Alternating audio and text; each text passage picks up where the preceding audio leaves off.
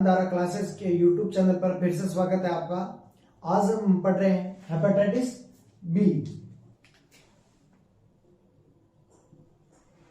पहले हमने पढ़ा हेपेटाइटिस के बारे में। हेपेटाइटिस क्या है कि हेपेटाइटिस के बारे में हमने बताया कि हेपेटाइटिस नॉर्मली चिकित्सकीय रोग पे आप देखें तो एक ही टाइप का दिखता है कि हेपेटाइटिस है, लेकिन क्रियात्मक और महामारी विज्ञान के द्वारा एपिडेमियोलॉजी के द्वारा देखे जाए तो ये 6 प्रकार का है। Hepatitis A, B, C, D, E और जी। उसमें से हमने बताया कि हेपेटाइटिस ए और ई क्या होता है, फीको ओरल रूट, जो अपने पाचन तंत्र का जो रूट है उसके द्वारा फैलते हैं, जो दूषित जल या खाद्य पदार्थ खाने से या पीने से, तो उसके द्वारा होता है क्या, हेपेटाइटिस ए और ई। और फिर हमने पढ़ा कि जो बाकी है हेपेटाइटिस बी, सी और डी, तो ये तीनों हैं वो बाकी वाले किससे होते हैं, रक्त के द्वारा या बॉडी के अन्य तरल पदार्थों के द्वारा है, जो एक व्यक्ति से दूसरे व्यक्ति में फैलते हैं। फिर हमने पढ़ा कि हेपेटाइटिस डी है वो किस पे निर्भर है, हेपेटाइटिस बी पर निर्भर है। यदि हेपेटाइटिस बी होगा तो भी हेपेटाइटिस डी होने के चांसेस रहेंगे। फिर हमने पढ़ा हेपेटाइटिस ए और ई दोनों, क्योंकि दोनों एक ही है रूट उनका फैलने का, और दूसरी जल, तो उनमें सबसे चीज कॉमन क्या है, बाकी उसमें एक ही डिफरेंस है, वो हेपेटाइटिस वायरस का।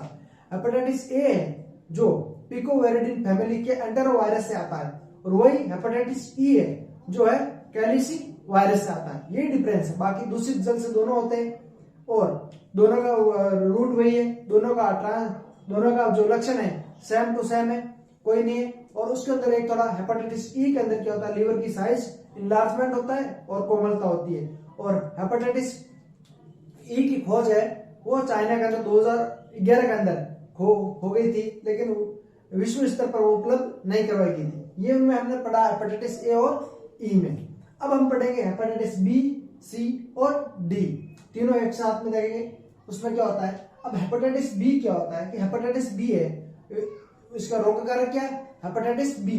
अब हेपेटाइटिस बी कौन सी फैमिली से आता है वो हमको देखना है, वो है हेपेंडेना वायरस से। हेपेंडेना वायरस है उसी की फैमिली से ये आता है, और उसकी खोज है वो 1963 में ब्लेमबर्ग द्वारा की गई। ब्लेमबर्ग द्वारा 1963 के अंदर इसकी खोज की गई थी हेपेटाइटिस बी की। और हेपेटाइटिस बी को एक दूसरा नाम से भी जाना जाता है, उसको बोलते हैं सीरम हेपेटाइटिस। ये क्वेश्चन कम से कम 50 एग्जाम्स के अंदर आ चुका है कि सीरम हेपेटाइटिस किसे कहते हैं। Option A hepatitis A, B hepatitis C, hepatitis D. तो हम सीरम हेपेटाइटिस किसे बोलते हैं, हेपेटाइटिस बी को बोलते हैं। और हम आगे पढ़ते हैं ट्रांसमिशन कैसे होता है। ये ट्रांसफर होता है पेरेंटल रूट मुख्य रूप से। पेरेंटल रूट कौन सा होता है, इंजेक्शन देना, इंजेक्शन आईएम देना, आईवी देना, आईडी देना, सबकुटेनियस देना, वो रूट क्या है, सब पेरेंटल रूट। तो इसी रूट के थ्रू जो इन्फेक्शन मुख्य रूप से किसके थ्रू होता है, हेपेटाइटिस बी है, पेरेंटल रूट से होता है। फिर प्रसवकालीन क्या होता है, जब माता है वो बच्चे को जन्म देती है, और जन्म के टाइम मदर यदि एचबीसीजी या हेपेटाइटिस बी पॉजिटिव है तो बच्चे में होने के चांसेस रहते हैं। तो ये दूसरा आ जाएगा, प्रसवकालीन है उसकी वजह से भी होता है। तीसरा आता है सेक्सुअल ट्रांसमिशन। सेक्सुअल ट्रांसमिशन एक व्यक्ति से दूसरे के अंदर सेक्सुअल ट्रांसमिशन के द्वारा भी फैलता है। तो हेपेटाइटिस है वो 3 टाइप्स का होता है, 3 प्रकार से ट्रांसमिशन होता है। पेरेंटल रूट, मुख्य रूप से पूछे तो पेरेंटल रूट। बाकी ऐसे भी क्वेश्चन आ सकते हैं हेपेटाइटिस का ट्रांसमिशन कैसे होता है, पेरेंटल रूट से, प्रसवकालीन के दौरान जो डिलीवरी के टाइम, और या फिर सेक्सुअल ट्रांसमिशन, उपयुक्त सभी। तो आपको उपयुक्त सभी लेना है। और यदि यही पूछ ले कि मुख्य रूप से कौन से रूट से होता है, वो है पेरेंटल रूट से। पेरेंटल रूट से चांस होने के, जैसे हमको इंजेक्शन दे रहे हैं उस टाइम में, या ब्लड ट्रांसफ्यूजन कर रहे हैं उस टाइम में, या कोई अदर है उस टाइम, जो मुख्य रूप से क्या होता है, या नीडल स्टिक इंजरी है उस टाइम भी क्या होता है, ये होने के चांसेस रहते हैं। दूसरा आता है इसका बचाव। लक्षण सबका सेम है, बचाव क्या है, हेपेटाइटिस बी का टीका 1986 में सबसे पहले आया, उसको सक्रिय रूप से उसको क्या बोलते हैं, हेपेटाइटिस एसएजी। हेपेटाइटिस एसएजी इसकी क्या मतलब होता है, हेपेटाइटिस बी सरफेस एंटीजन। इसके अंदर क्या होता है, इसका टीका आया था 1986 6 में, और उस टीके को हम क्या बोलते हैं, एस्पिस एजी टीका। उसका फुल फॉर्म क्या होता है, hepatitis B surface antigen. Hepatitis B surface antigen सक्रिय पदार्थ होता है। वो हम कैसे देते हैं, और टीका मुख्य रूप से कैसे देते हैं, अडल्ट यदि यंग है तो उसके अंदर हम क्या देते हैं, 10 to 20 माइक्रोग्राम, 10 से 20 माइक्रोग्राम से शुरू करते हैं। शुरुआती डोज वो देते हैं, फिर 1 महीने के बाद में देते हैं, फिर एक 6 मंथ के बाद में देते हैं। तो इसके अंदर कितनी डोज, 3 डोज। एक तो अभी शुरुआत जैसे आज दिए तो 10 to 20 ग्राम देते हैं, माइक्रोग्राम देते हैं अडल्ट में, फिर 1 महीने के बाद, और फिर एक 6 मंथ के बाद देते हैं ये। और वही 10 साल से कम बच्चा है उसके अंदर हम क्या बोलते हैं, इस डोज की आधी डोज, अडल्ट की डोज है उसको आधा कर देना है, 5 से 10 माइक्रोग्राम। और समय अंतराल दोनों का सेम ही रहेगा, 1 महीना और 6 महीने का अंदर रहेगा समय अंतराल। और इसकी साइट कहां पर देते हैं, डेल्टॉइड मसल्स में देते हैं, डेल्टॉइड मसल्स में देते हैं, और ग्लूटियल में भी देते हैं। लेकिन मोस्ट कॉमनली किस में देते हैं, डेल्टॉइड में देते हैं। कौन से देते हैं, डेल्टॉइड में, डेल्टॉइड में मसल्स में देते हैं। और क्यों देते हैं, क्योंकि ग्लूटियल के अंदर फैट ज्यादा होता है, वसा है ज्यादा होता है, तो उसमें एब्जॉर्बेशन में टाइम लगता है। ग्लूटियल में क्या होता है, मसल्स ज्यादा है, तो उसमें क्या होता है, जो एब्जॉर्बेशन है, अवशोषण है, बहुत जल्दी होता है। तो इसीलिए हम मोस्ट कॉमनली किस में देते हैं, डेल्टॉइड मसल में देते हैं। और 2 साल से कम उम्र के बच्चों में anterior lateral aspect of Thai, अपने जो जांग है घुटने से लगा करके अपने जो फीमर बोन है वहां पर जो मसल्स होती है उसको बोलते हैं हम, जो उसके अंदर क्या होता है, anterior lateral aspect of Thai, जो अपनी थाई है ये ट्रोकेंटर और ये नी, इसके बीच जो मसल ये थाई, उसको लेटरल एस्पेक्ट ऑफ थाई, उसका आउटसाइड पार्ट है, इसमें इसको 2 साल से कम बच्चों में इधर देते हैं, वो भी आईएम देते हैं, तीसरी में आईएम ही आएगा। और जन्म के समय ये कब देते हैं, बीसीजी के साथ में देते हैं। जन्म के समय यदि बच्चा जन्म लिया तो बीसीजी का लेफ्ट साइड लगता है, लेफ्ट अपर आर्म में लगता है, वैसे इसका बच्चे का कहाँ लगेगा, इधर जांग में लगेगा साथ में। और ये एक दूसरे रूप में भी देते हैं, पेंटावेलेंट में। पेंटावेलेंट क्या होता है, जो भी हेपेटाइटिस डीपीटी, 3 टाइप में आती है इसमें वैक्सीन, हेपेटाइटिस बी और हिब, डीपीटी, हिब और hepatitis B, DPT diphtheria, pertussis, tetanus, hepatitis B, Hib, haemophilus influenza virus, उसकी ये डोज देते हैं, हीमोफिलस इन्फ्लुएंजा बी, उनकी डोज देते हैं। तो ये कब कब देते हैं, 6, 10 और 14 वीक, 6वें सप्ताह में, 10वें सप्ताह में और 14वें सप्ताह में देते हैं। तो ये हमने पढ़ा हेपेटाइटिस बी के बारे में, और इसकी कुछ डिटेल है वो और हम पढ़ते हैं। और ये आपको समझ में आ गया, हेपेटाइटिस बी है, हेपेटाइना वायरस के वो फैमिली से होता है, और ब्लैमबर्ग द्वारा 1963 के अंदर खोज गया है। ट्रांसमिशन 3 तरह से होता है, पैरेंटल रूट, प्रसवकालीन, सेक्सुअल ट्रांसमिशन के द्वारा।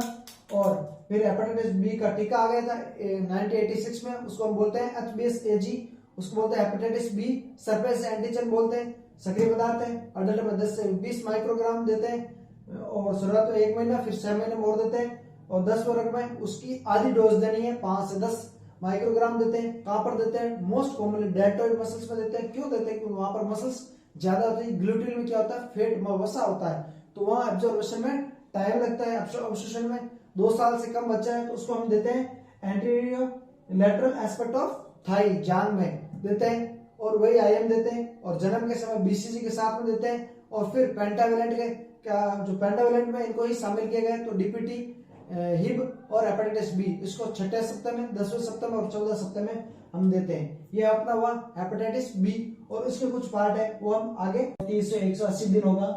और अब हम देखेंगे कि हेपेटाइटिस का वैक्सीन तो हमने देखा कि कब कब देते हैं, वो पेंटावेलेंट के साथ में देते हैं। यह सिंगल डोज भी है हेपेटाइटिस बी का, जो बच्चे के अंदर हम 24 आवर्स के अंदर पहले देते हैं।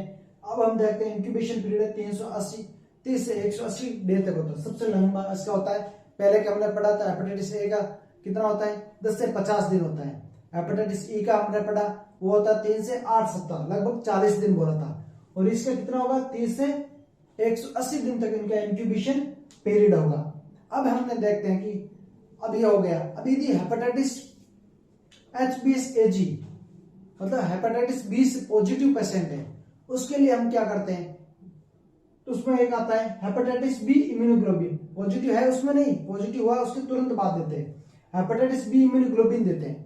ये किसके लिए देते हैं, हेपेटाइटिस बी का उपयोग उन लोगों के लिए किया जाता है जो HBsAg पॉजिटिव के संपर्क में आ जाते हैं। जैसे कि कौन कौन आता है, जैसे डॉक्टर है, कभी जैसे किसी का HBsAg पॉजिटिव पेशेंट का सर्जरी किया है तो उस टाइम आ सकता है, या दांत चेक करते हैं उस टाइम भी आ सकता है। दूसरा जो नर्सिंग ऑफिसर है, नर्सेज है, अदर है, वो कैसे आती है कॉन्टेक्ट में, टीकाकरण के टाइम आती है, और ब्लड सैंपल लेते टाइम आती है, या कैजुलाइजेशन करते के टाइम आती है। और फिर आता है कैरियर मदर। कैरियर का वर्ड क्या होता है, कैरियर मदर उससे बोलते हैं ऐसे पेशेंट जिसके अंदर HBsAg पॉजिटिव है लेकिन उसके लक्षण प्रकट नहीं होते, उसको बोलते हैं हम कैरियर। तो कैरियर मदर ऐसी मदर जिसके अंदर HBsAg पॉजिटिव है लेकिन लक्षण उसमें कुछ भी नहीं है, तो वो मदर के यदि बच्चा जन्म लेता है तो उस बच्चे में होने के चांसेस रहते हैं। तो उसके बचाव के लिए हम क्या देते हैं, हेपेटाइटिस बी इम्यूनोग्लोबिन। किसको देते हैं, ये इनको मोस्टली जरूरत होता है। और सेक्सुअल ट्रांसमिशन व्यक्ति है उसको भी ये देने के देते हैं, ये हेपेटाइटिस बी इम्यूनोग्लोबिन। और उनको संक्रमण की सुरक्षा की हमको आवश्यकता होती है। फिर क्या बोलते हैं, ये कब देते हैं, जितना जल्दी हो उतना जल्दी हमको देना होता है, 6 घंटे के अंदर देना जरूरी है।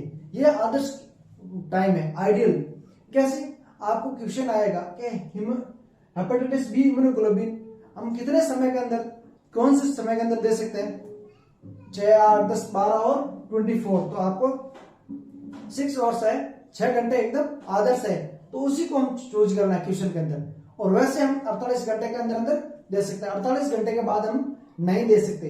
तो कितना टाइम है, जितना जल्दी हो सके उतना संभव करना, लेकिन 6 घंटे के भीतर देना वो सबसे बेस्ट माना जाता है। और फिर 48 आवर्स घंटे के बाद हम बिल्कुल भी नहीं दे सकते। तो ये चीज आपको ध्यान रखना है।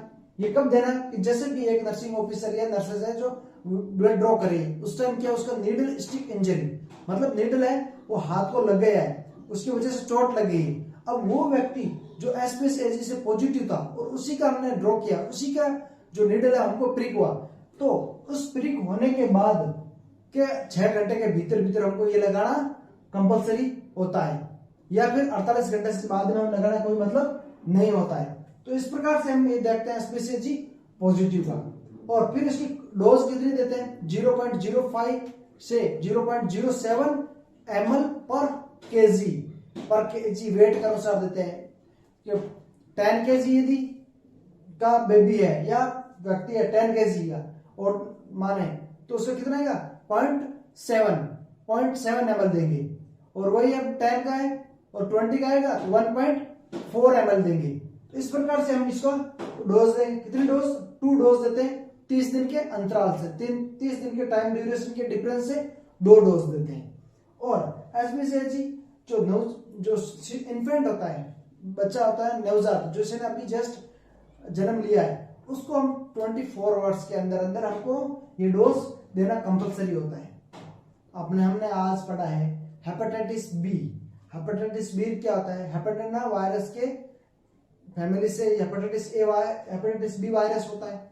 और उसकी वजह से क्या होता है कि हेपेटाइटिस बी है वो होने के चांस रहते हैं। और कैसे फैलता है, ट्रांसमिशन हमने क्या पढ़ा, ट्रांसमिशन पेरेंटल रूट, जो पेरेंटल रूट आपको बता चुका है, टीकाकरण है या ब्लड सैंपल निकालना है, ये टोटली क्या है, पेरेंटल रूट है। फिर आता है प्रसवकालीन, जो बेबी का डिलीवर मतलब बच्चा जन्म लेता है उस टाइम, मदर के डिलीवरी के टाइम फैलने के चांसेस रहते हैं। और यदि कैरियर मदर पॉजिटिव है तो उसको कंपलसरी देना है, 24 आवर्स के अंदर डोज देना है। और फिर आता है अपने पेरेंटल रूट हो गया, प्रसवकालीन हो गया, और उसके बाद आता है अपना जो सेक्सुअल ट्रांसमिशन, उसके द्वारा भी ये फैलता है। फिर हमने पढ़ा कि ये हो गया, और लक्षण सब सेम है, वही आएगा, उल्टी है, पेट दर्द है, वो जॉन्डिस है, वो कॉमनली मिलेगा। और उसके बाद में हम क्या आएगा कि ये पढ़ते हैं उसका हेपेटाइटिस बी की वैक्सीन के बारे में पढ़ते हैं। हेपेटाइटिस बी वैक्सीन बच्चे के जन्म के 24 आवर्स के अंदर देते हैं। और पेंटावेलेंट के रूप में भी देते हैं। पेंटावेलेंट कब कब देते हैं? 6 वीक में, 10 वीक में और 14 वीक में देते हैं। ये तो अपने इम्यूनाइजेशन प्रोग्राम, टीकाकरण के कार्यक्रम है। लेकिन अगर हम कैसे देते हैं, जैसे अडल्ट है उसको कैसे देंगे, तो उस अडल्ट को हम देना है तो 10 से 20 माइक्रोग्राम डोज लेनी है और इसको एक शुरुआती डोज देना है, फिर इसको 1 महीने के बाद और देना है और फिर इसको 6 मंथ के बाद में और डोज देना होता है। और उसी प्रकार यदि 10 साल से कम के बच्चे हैं तो उसको डोज कैसे देंगे? अडल्ट की डोज है उसको आधा कर देंगे, तो 5 से 10 माइक्रोग्राम में देते हैं और वो समय अंतराल सेम रहेगा। और उनको कब देते हैं? डेल्टॉइड मसल्स में, ऊपर की मसल्स में 10 ईयर से कम और अडल्ट में भी डेल्टॉइड मसल्स में देते हैं। अब फिर 2 साल से कम बच्चे उसको डेल्टॉइड में नहीं दे सकते क्योंकि उधर इतनी मसल्स प्रेजेंट नहीं होती है, तो उससे ज्यादा मसल्स कहां पे होती है? वो होती है अपनी फीमर में। ये ग्रेटर ट्रोंक्यूटर, ये नी के आउटसाइड, ये बोलते हैं एंटीरियो लेटरल एस्पेक्ट ऑफ थाई के अंदर आईएम इंजेक्शन के रूप में उसको देते हैं। फिर हमने पढ़ा इंक्यूबेशन पीरियड 30 से 180 डे का होता है। फिर हमने पढ़ा हेपेटाइटिस बी इम्यूनोग्लोबिन, ये किसको देते हैं? मोस्टली ये डॉक्टर, नर्सेस या कैरियर मदर्स, इनको मोस्टली देखा जाता है। और बाकी उसको देते कैसे? किसको 6 घंटे के भीतर देना, कितना देना? 0.05 से 0.07 ml पर केजी के अनुसार देते हैं। और कितनी डोज देते हैं? 2 डोज देते हैं और 30 दिन के अंतराल से। और बच्चों के अंदर हमेशा, नवजात बच्चों के अंदर हमेशा कितना देते हैं? 24 आवर्स से पहले। तो ये चीजें मोस्ट कॉमनली है जो चीजें आपको हम पढ़ा रहे हैं और इसी के अनुसार आप लगातार क्लासेस देखते रहना और जल्दी आपका टेस्ट सीरीज लाया जाएगा। और आप लगातार, और कुछ भी कहीं भी समझने में समस्या आए तो आप कमेंट बॉक्स में लिख सकते हो। थैंक यू, धन्यवाद।